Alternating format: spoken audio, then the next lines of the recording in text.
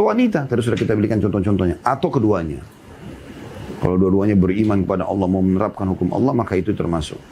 Karena Allah lebih mengetahui kemaslahatan hamba-hambanya. N-nya besar kata ganti Allah. Dan Allah menjadikan sebagai firman-Nya Subhanahu wa ta'ala dalam surah An-Nisa ayat 3. A'udzu billahi minasyaitonir rajim fankihu ma taba lakum minan nisa'i mathna wa thulatha wa ruba'. Fa in khiftum alla ta'dilu fawahidah.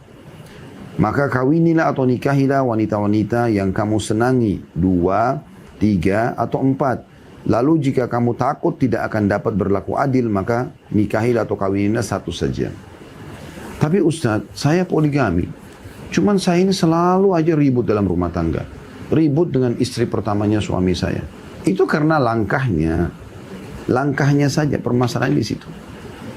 Kalau Anda ikhlaskan niat karena Allah Subhanahu wa ta'ala, Anda niat tulus, selalu jadikan dalam doa Anda, ya Allah mudahkanlah poligami ini, ya Allah berkahilah, ya Allah satukan hati kami. Beda.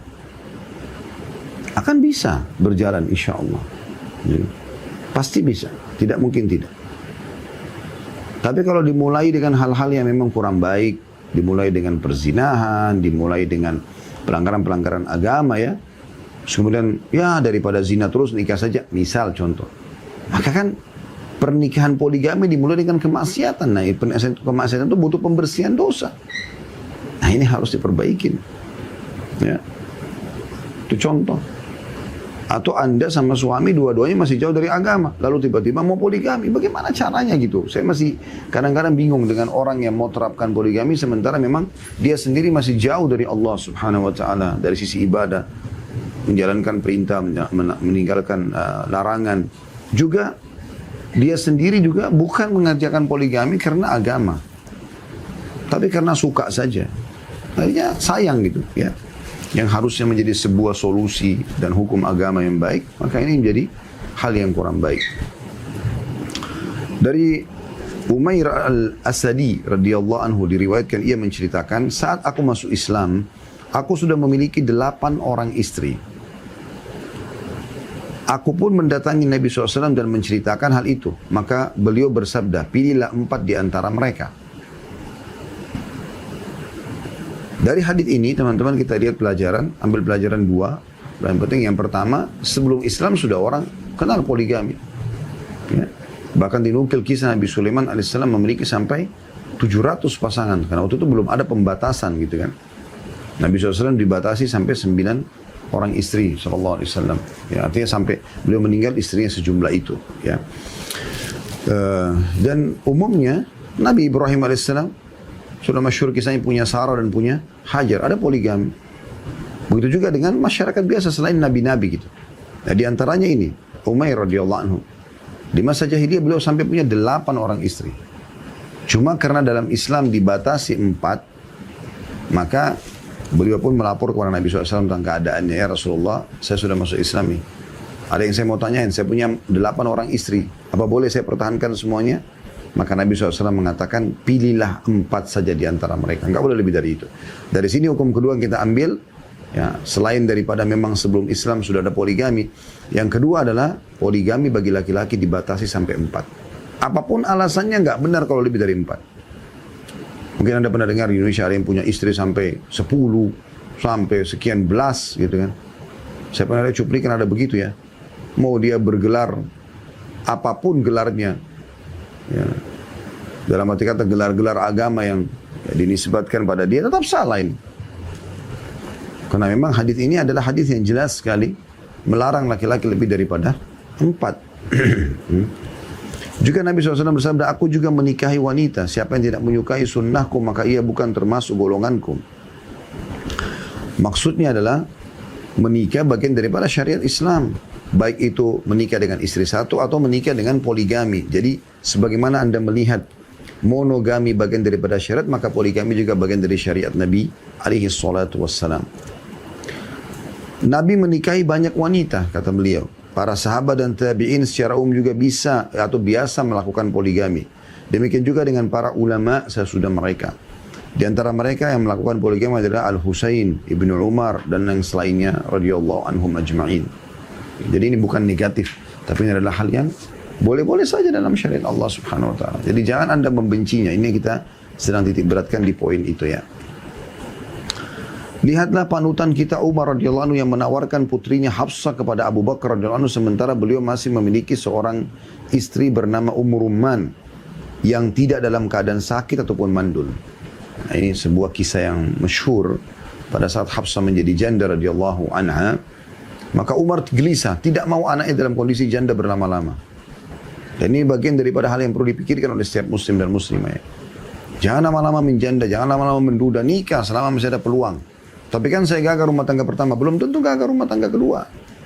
Bangun saja rumah tangga yang baru, niatkan ikhlas. Kalau gagal di pertama, Anda bangun, perbaikin di rumah tangga yang kedua. Karena itu jalan tol menuju ke surga dengan ada status pasangan. Ya. Apakah itu monogami atau poligami, gitu kan? Maka Umar gelisah, anaknya menjadi janda, gimana nih? Umar pada saat itu bisa saja menawarkan kepada sahabat-sahabat yang masih muda, yang masih banyak yang bujang. Ada Usama bin Zaid, ada Anas bin Malik, ya, ada Zaid bin Thabit, dan ada banyak sahabat-sahabat. Tapi Umar datang kepada Abu Bakar.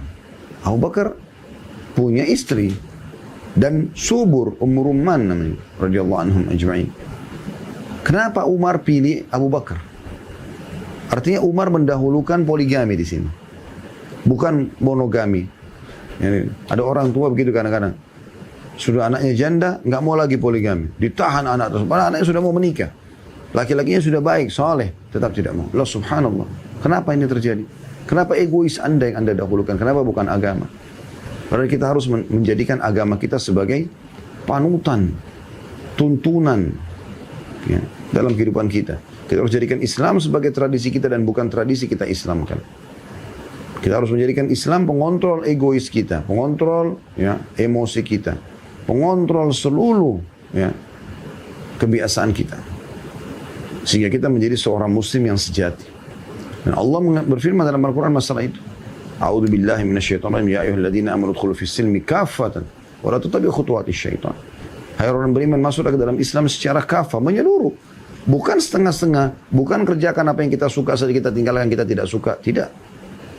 Semuanya kita terima, suka atau tidak suka, wajib ataupun sunnah. Nah itu baru dikatakan muslim sejati. Jadi sikap ini luar biasa, walaupun Abu Bakar masih menolak pada saat itu. Abu Bakar tidak memberikan jawaban. Kemudian sempat ya, Umar berpikir pada saat itu, kira-kira siapa yang cocok nih buat jodohnya. Sambil berdoa kepada Allah Subhanahu wa taala, maka tiba-tiba lamaran Nabi SAW datang. Dan spontan langsung Umar terima. Siapa yang menolak lamaran Nabi SAW? Di hari pernikahan Nabi SAW dengan Hafsah, istri lain tidak ada sama sekali yang buat masalah. Yang Anda sering dengar Aisyah itu sering cemburu. Gak buat masalah dengan pernikahan Nabi SAW. Menerima karena tahu ini hukum Allah Subhanahu wa ta'ala. Kemudian Abu Bakar membisikkan kepada Umar sambil mengatakan, hai Umar, aku tahu sebenarnya kau ini sedikit kecewa dengan aku karena engkau sempat menawarkan Hafsah anakmu tapi aku tidak memberikan jawaban. Perlu kau ketahui, demi Allah kalau bukan saya mendengarkan Nabi SAW pernah menyebut nama Hafsah, maka saya sudah nikahi Hafsah. Dan para sahabat faham kalau Nabi SAW pernah menyebut nama seorang wanita, berarti Nabi punya keinginan menikahinya gitu. Maka Umar pun akhirnya faham kenapa Abu Bakar tidak menerima tawaran dia pada saat itu. Dan ini tentu lebih baik buat Hafsah karena dilamar oleh Nabi SAW. Kata beliau, tidak layak bagi seorang pria atau wanita muslimah untuk menyangkal disyariatkannya poligami. Ini adalah penyangkalan terhadap Allah Azza wa Jal, Allah yang maha mulia dan maha tinggi, yang menetapkan syariat. Yang Allah sebutkan tentang masalah syariatnya ini dalam surah Al-Anbiya ayat 23. A'udzu billahi minasyaitonir rajim. La yus'alu amma yaf'alu wa hum yus'alun. Dia Allah tidak perlu atau tidak boleh ditanya tentang apa yang diperbuatnya. Dan mereka lah manusia itu yang ditanyakan kenapa mereka berbuat. Sebagaimana orang sakit tidak boleh menyangkal keberadaan orang sehat. Ya, tadi sudah saya berikan gambaran di pembukaan kita ya. Anda tidak mau, jangan Anda sangkal. Karena ada orang yang mau. Kan gitu. Ada orang yang bahagia. Seperti itu. Saya bertemu dengan para praktisi poligami yang sehat. Gak ada masalah. istri mereka kumpul, mereka sama-sama, mereka bisa